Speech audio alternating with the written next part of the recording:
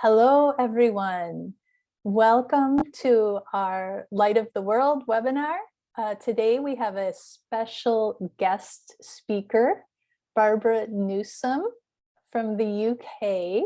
Barbara has many years of teaching English experience. She works with refugees, and she has developed some wonderful techniques that she's going to share for teaching about holidays. So thank you so much, Barbara, for joining us today. We are delighted to have you here.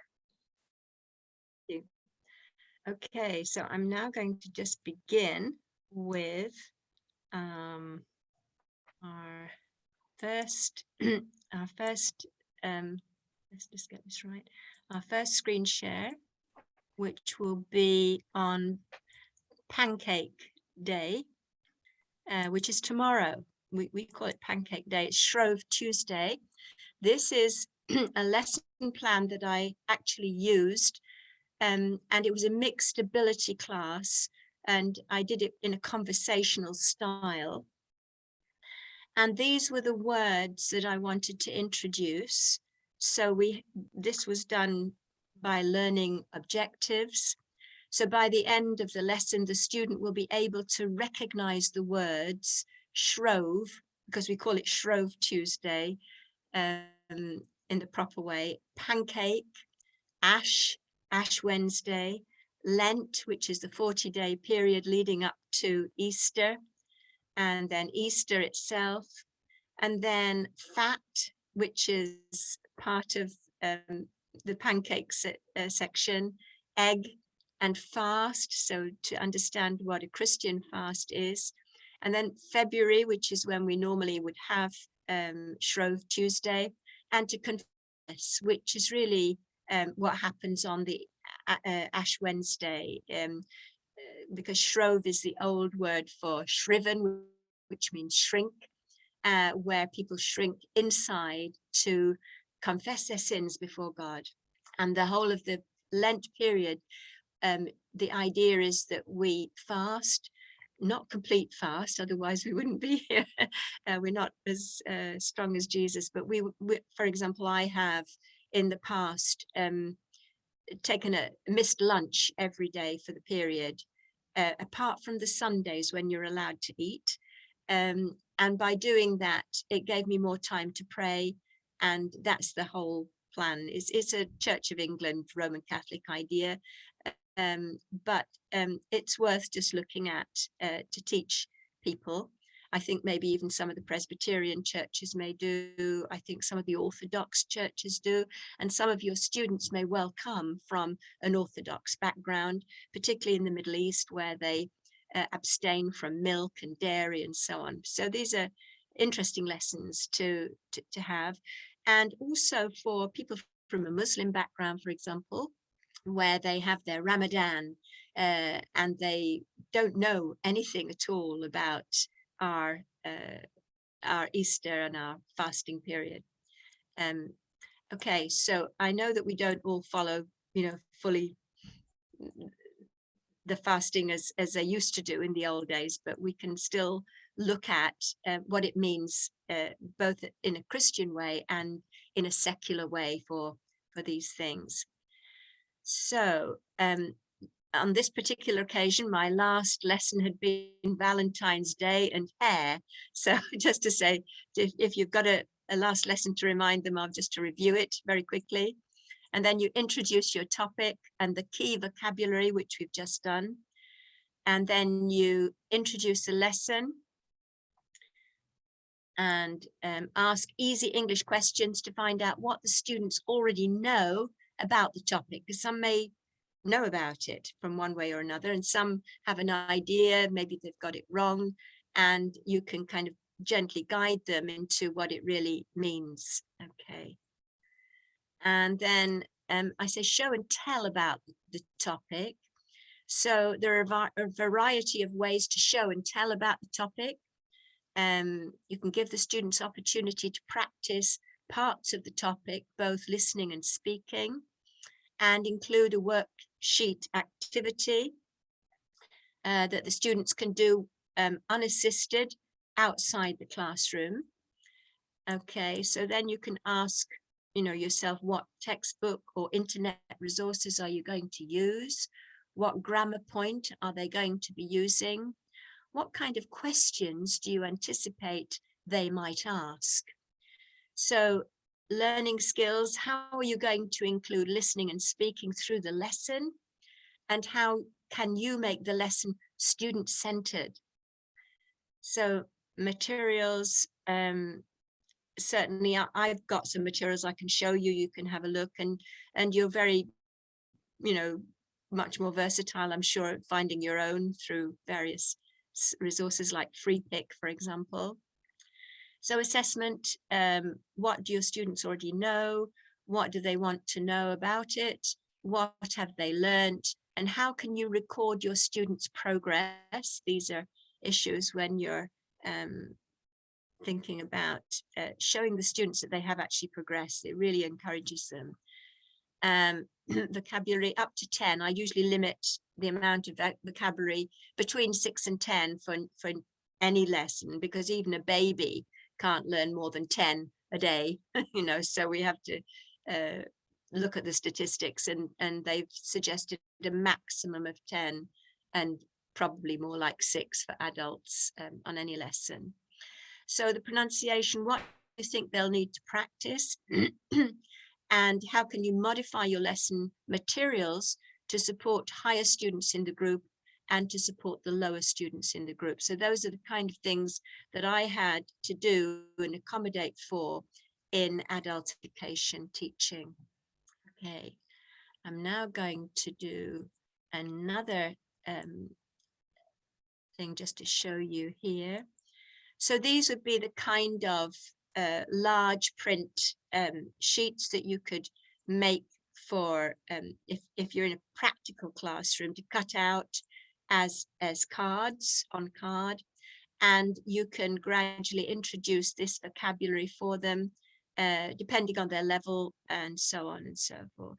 So this was the lesson here, and I did a listening where they had to fill in the words from what I'd already taught them. So Shrove Tuesday is the last day before, there's an L there to remind them it was Lent. And Lent again is the Christian fast for 40 days before Easter. So this is a kind of a fill-in exercise. And at the bottom here, they've got the words to look at and check, which is just another way of making it more challenging for them. Okay, and then the next thing that we can have is actually a pictorial worksheet here where they can see, and you can introduce things like this is a spoon, this is a plate, a bowl, a jug, or a measuring jug, and to crack the egg, to whisk the egg, to sift the flour, and to fry in a frying pan. I know you call it a pan, but in the UK we call it a frying pan. But this is just a worksheet that will remind them. And I had a wonderful opportunity on 2 different classes to actually make the pancakes as a demonstration style of teaching in front of them with a little camping gas burner. And in the back kitchen, my colleagues were kindly making a whole pile of pancakes in the oven so that we could bring them out with lemon and sugar for them to have, which is a favorite way to eat them here. And it just makes a nice ending to a class if you've got that opportunity. If you're online, then this is good. And even if you want to online, you can have your camera fixed and you can do a little bit of preparation in front of the camera, and best not to eat it in front of them. But anyway, you can perhaps save your pancakes for later. But these are good ideas for making an interesting introduction to the pancake day. And then let's just now see what else we have here.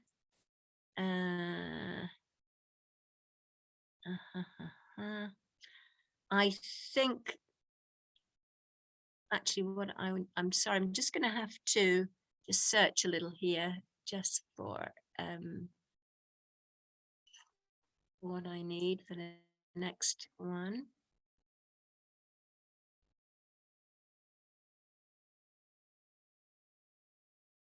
Can I?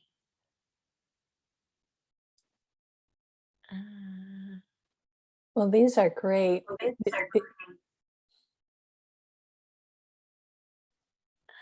I like the demonstration too. That was really good.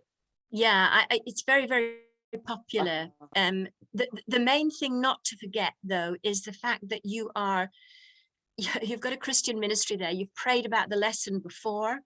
You're praying during with arrow prayers, and of course you pray after. And so the whole point of Pancake Day is then to emphasize the shrove and the meaning behind why we have Pancake Day on a Christian basis. I'm sorry, I can't quite find what I'm looking for, so I'm just going to what can I do? I was thinking too that Close that. if I couldn't do the demonstration, I would just show a video of somebody else doing it.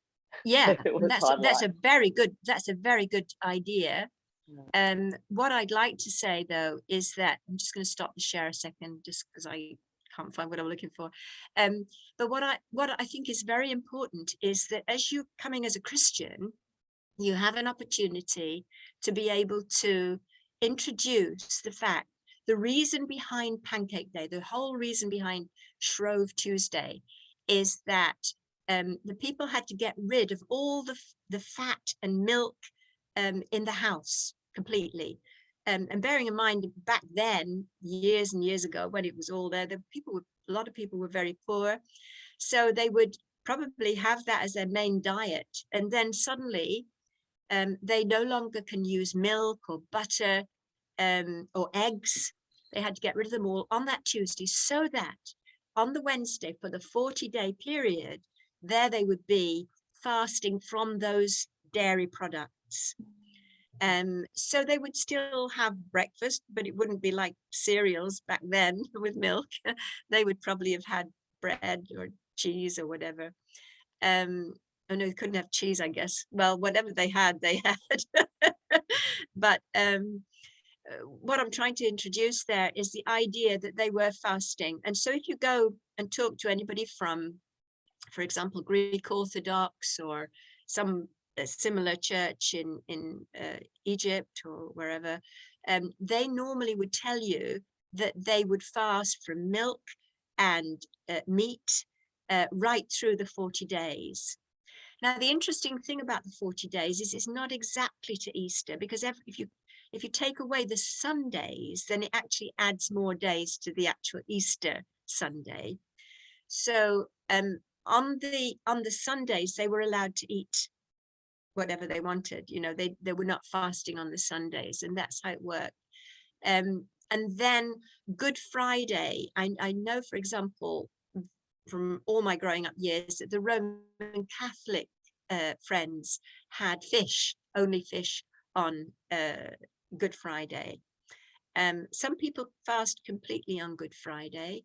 And the reason being to sort of, what can I say, identify with the Lord in his suffering, however small it may be, that we may be praying for this time at Easter for our friends and family who don't know Jesus yet, and that we may fully feel, our own sorrow for our mistakes and failures, and have that confidence that his blood has covered all our sins.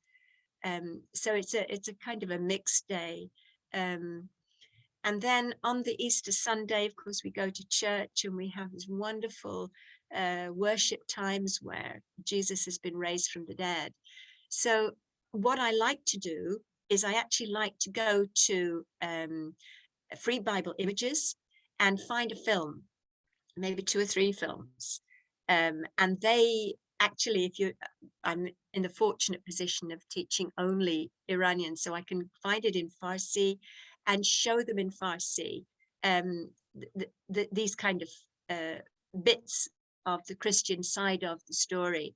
So what I actually do is I introduce Pancake Day in the first lesson, and then the next lesson, which is next week later, it's all gone, I introduce Ash Wednesday and Easter together with the fast. So I have to do that over 2 lessons.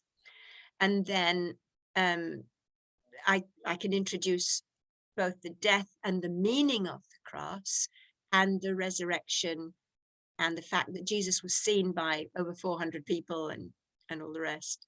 So those are kind of the background for my introduction to the pancake sign. Now there's lots of other holidays I haven't yet mentioned, so I'm now going to search for my other holidays to show through. And so where are we? Let's just have a look at this one. So I started with January, which is the new year. I don't know what you do in America. It's a bit of a mixed thing here. Sadly, in our culture, many people just drink alcohol and wake up the next morning very bad for having drunk it all night. And that's the worst side of it. It's especially bad in Scotland. As for me, I actually don't do anything special. Some people, like my sister, my brother and my sister-in-law, they always have a party with their friends, which they live a long way, so I'm too far to go, but they do. And so different people have a different way of celebrating New Year.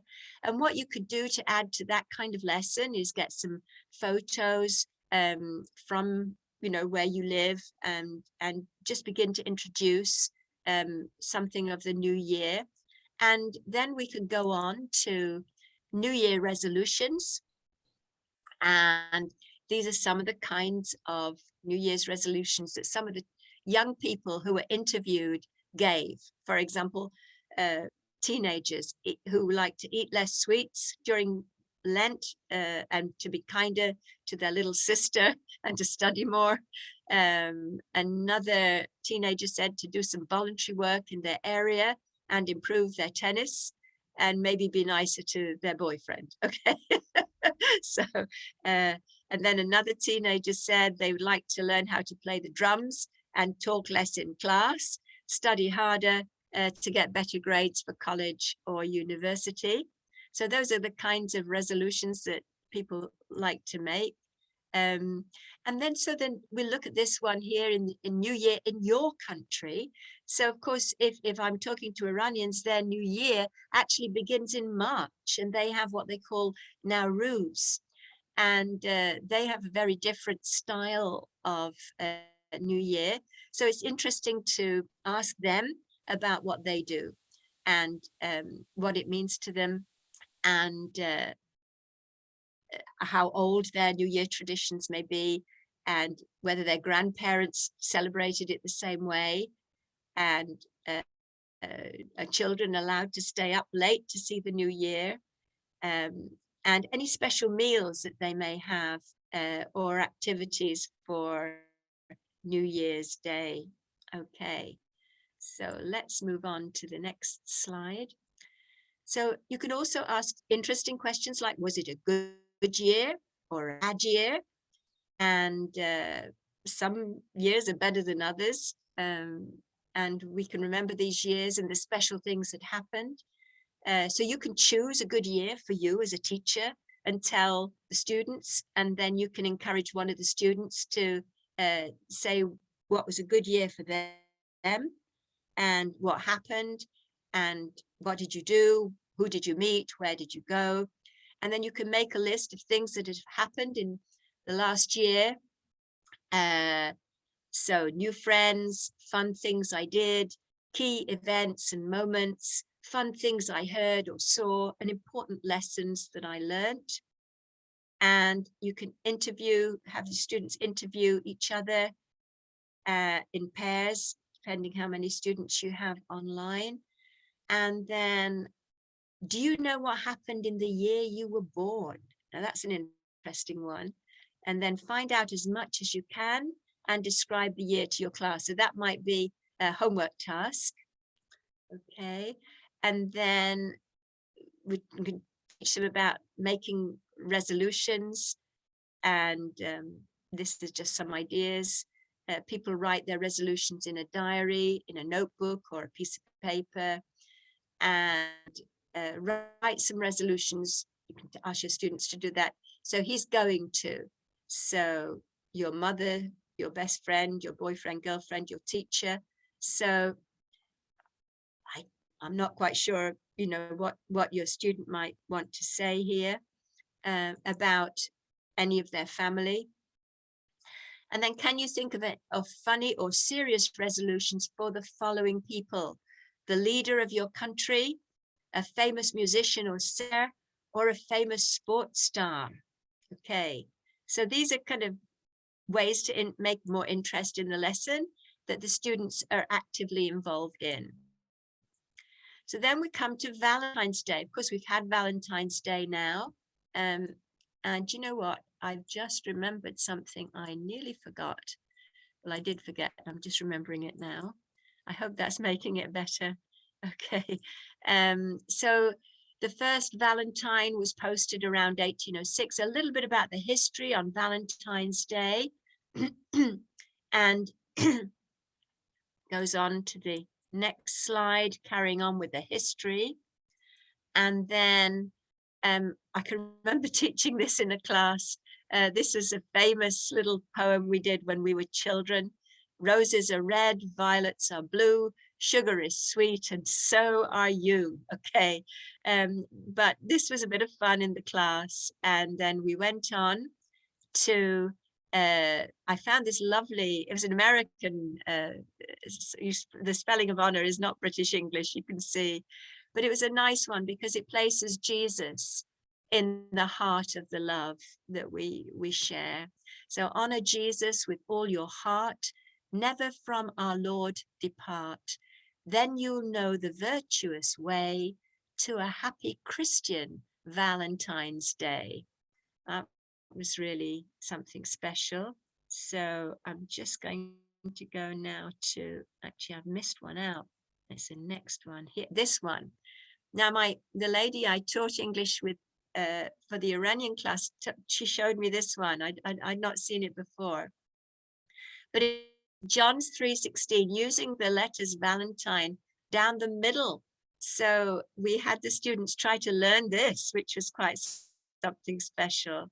So for God so loved the world that he gave his only begotten Son, that whoever believeth in him should not perish, but have everlasting life. John 3:16. So it's placing again our Christian element, our focus into the class on using the holidays that we have here. Okay, and this was another one. This is crafting the word of God. So this is something you could make or have, you know, several for the students to work with. And it's a circular thing. I've done these before with using for different verbs and different ways of learning. And then so you've got love is, and then it's taking from was it 1 Corinthians 13 or is it 2 Corinthians 13? The famous passage on love. Love is patient, love is kind, it does not boast, it does not envy, it always protects, it's not easily angered, and so on. And so this would be another thing that they could make and take home if you organize that. Okay. So, and then I chose some Bible teaching on love, which is, and it's an awful lot. You'd have to select if they were lower level, but then based on this passage, I then prepared some questions. So they read the passage and then they answer the question. So where does love come from? Who has been born of God and knows God? Who is love? God is love. Who does not know God? So you go back to the passage here. Who does not know God? It's here somewhere. Okay. I can't see it now. Whoever claims to love God yet hates a brother or sister is a liar. For whoever does not love their brother and sister whom they have seen cannot love God whom they have not seen. So that's quite a big one.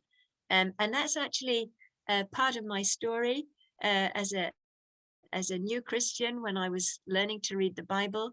And I was challenged that my brother, who used to beat me, did I love him or did I not? And I had to face up to, did I want to really follow Jesus, or was I going to carry on not loving my brother? and it helped me, actually. And my brother didn't change, but I changed. So these are important scriptures that we can teach from, depending. Also, you can add a little of your own story. So this is I seem to have, okay, another section on this Pancake Day. And then there's Ash Wednesday. Okay.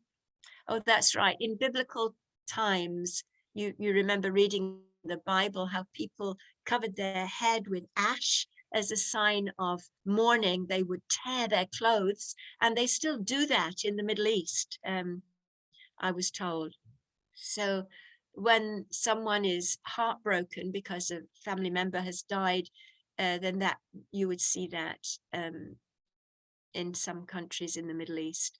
So ash represents, I suppose, ashes to ashes, dust to dust. When we think of somebody at a funeral, the feeling of our earthliness, our dustiness, our place before God in sorrow. But in some churches, I think Roman Catholic churches, and I don't know, maybe some Orthodox churches, they get ash and they place a cross on people's foreheads. I think that's actually on Good Friday, or it'd be Ash Wednesday, wouldn't it? Which they have for the rest of the day as a sign of what's going on inside.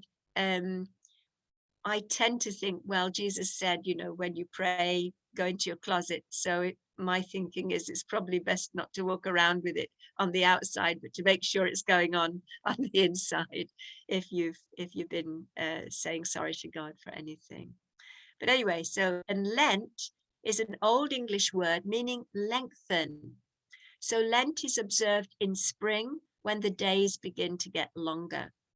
And in 2022, this year, Lent begins on Wednesday, the 2nd of March. So it's this Wednesday, this week, and it ends on the 14th of April, which is quite late for Easter, but that will be useful for them to know.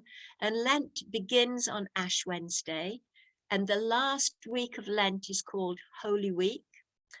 And on Free Bible Images, they have a little film on Jesus coming into Jerusalem on the donkey, with them throwing their palms at him. And so you can talk about Palm Sunday and what it meant to Jesus to come into Jerusalem in that last week before he was falsely tried and crucified. Okay. So then seem to have lots on Shrove Tuesday. I don't know where I must have had a lot too many there. Sorry, but anyway. So this is an exercise. Here we go. So pancakes became associated with Shrove Tuesday as a simple meal to use up all the eggs, fats, and milk in the house by just adding flour. Shrove comes from the verb to shrive, which means to shrink from pride and confess sins. So match the sentence halves to match the facts about Shrove Tuesday. Shrove Tuesday is the day before Ash Wednesday, should say the first day of Lent, is it not? No, for Ash Wednesday. The beginning of Lent, that's F, there you go. I knew it was there somewhere. Okay, it can be on a different day every year, but it's always 4 to 7 days before Easter Sunday. Most people in the UK, Ireland, Australia, and Canada call it Pancake Day. 4. people made pancakes on Shrove Tuesday to use up foods such as dairy products and eggs. 5, after Shrove Tuesday, people fast from, oh, I've got that wrong, haven't I? Oh dear, sorry. So there we go. For people made pancakes on Shrove Tuesday to use up foods such as, no, it's got to be G. I think both of those have the same answer then. People fast from dairy products and eggs. So both of those, that's not a very well organized set of questions. There you go. You can change them. I'll send them on. You can change them. And everything is changeable. Many people in Britain like to eat their pancakes with, and it's lemon and sugar. So there you go. So, but just to think, you can make your own questions. And then the first Christmas, which is something that I've used quite a bit. So this was, I found it online before, and I can't find it online anymore. And I even checked the church that it was in, Grace Community Church. I can't find them. Okay. I don't know which Grace Community Church it is, which area. I looked for Ernest Bawe Banji, and bless him, he was there, but nothing to do with this. So I don't know if this is free. I've been using it in my classes for some years, but anyway. So the first Christmas, discuss the following questions before reading the passage. What is Christmas? Do you celebrate Christmas where you are from? What was the very first Christmas like? And what is happening in the pictures below? So then we move on to the pictures below. So let's just see if I can. Okay. So we have these two pictures where you just say, what can you see, in the same way as you would in any Light of the World class. And then here's the story. Now, you'd have to look at what you put in depending on your level. And this could be done even as an audio, okay? I don't seem to have any more of that booklet. I think that might be all. But then at this stage, I would go to the Free Bible Images film, and we would have the film of how Jesus Christ was born. And actually, when I do this, I have the students actually act out. And I have a story to tell you about one Somali lady, a very strong Muslim lady in my English class. I said to her, would you mind to be Mary, please? So she said, okay. I said, now I want you to imagine, just close your eyes and imagine that you are holding baby Jesus. I have never seen a woman's face change so much. I don't know what it did to her, but I was moved in my heart, because for any Somali to actually feel in their mind and heart the Lord Jesus is a miracle. And it was, I think drama is a very helpful way, if you can.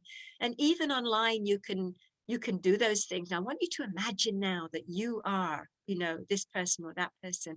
How would you feel? And try to help them enter into the story in a way, even online, that enables them to sort of walk through the story with feelings, and as recognizing some of the issues.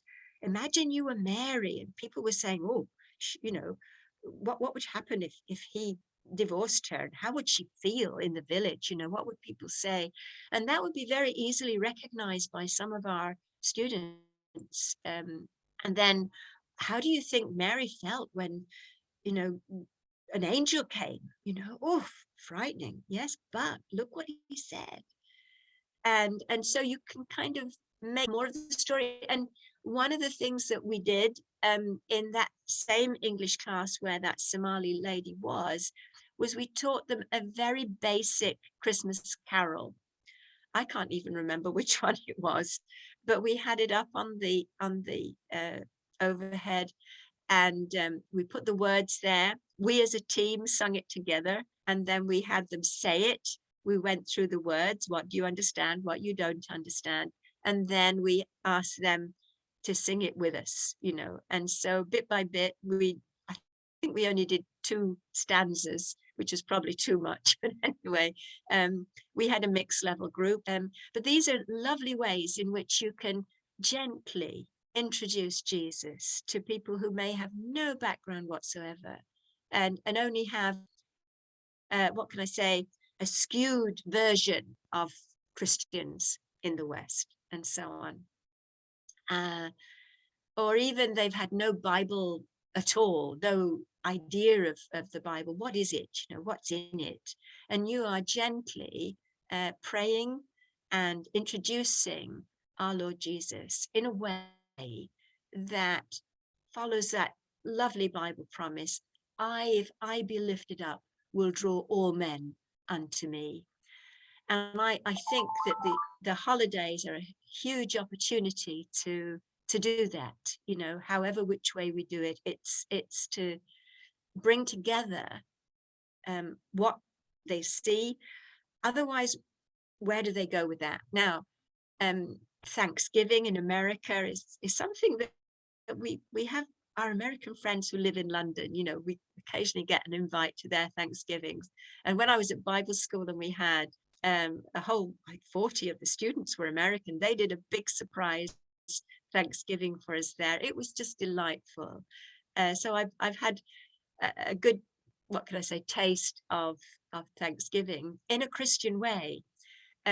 What I found an article on Thanksgiving, was in English. I think it was written by somebody who was British, and I didn't like part of it, so I didn't want to show it to you. But I'm sure you can find online some nice exercise. I can send it to you, but you need to alter it and make it good, because it said it used to be a Christian thing, and I thought, no, it still is. Not for everybody, but for a lot of people, it still is. And it made me angry. So I think we have to reflect the truth and not an atheist sort of take on, you know, so be careful with the lessons that you choose to make them honest and to make them reflect the truth, where we can introduce Jesus however which way we do. I found a lovely children's heart, for example, and at the top it said, what do you want to give thanks for? And in the heart, the children had to write what they were thankful for. And I think that's good for parents and adults as well, you know, good for me, you know. So these are ways in which we can introduce Thanksgiving as an opportunity to thank God. Okay, I think I've probably overshot my time, haven't I? Sorry. So anyway, that's just a few ideas on holidays. That was wonderful. Barbara, you've got lots of really good ideas, and you've put together a lot too. I can see, because I've got like the A1, and I'm like going, oh my gosh, I don't know what I would talk about. But then I remind you, it was A2 to B2 or something like that. Some were higher, but you know, Yeah. you can tone them down. I mean, when I was in front of a multi-level class, I tried to sort of, what can I say, go as low as I can without insulting the higher level. And then I would have a stronger student help a weaker student. That's how I managed. It's not easy multi-level, but certainly the lower level, I rely heavily on pictures and films, and just keeping it as simple. But those films, I don't know if your lower level is only one. If you've just got one student, and you can go to Free Bible Images with a nice you know, film in their language. I mean, you know, you can look at it beforehand if you've got time, but you'll know the story, you know. It's not new. And I without necessarily watching it in English. I sometimes watch it in English afterwards to see if I missed anything. But where I haven't got time. But those are really lovely, lovely films. I especially like that one sheet that you had that's kind of like, these are some of the elements that I do in planning. a lesson Oh, as well. yes. That Yeah. one was I'm really, more than happy to send them on. Yeah. okay, that would be great. Thank you for sharing. You're welcome. Yeah, Any questions? thank you so much, Barbara. Go ahead, Jean, do you have a question? Hello, I do not have any question, but I was very excited hearing the little part I've heard. It was so interesting using the holidays in order to teach students to share the love of God through and those kind of topics. I think it is very interesting. Thank you for sharing it. You're welcome. I think when you face a class of Somali women, as I have, and you're just saying, Lord, somehow I've got to show you, you know, and I've done whole projects for 6 weeks leading up to Christmas.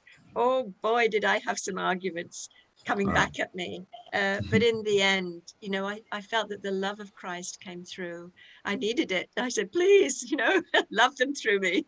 So it's not always easy, but in the love of Christ, he does the things that we can't do through us when we're open and we pray before, during, and after. Pray. Great, Gert.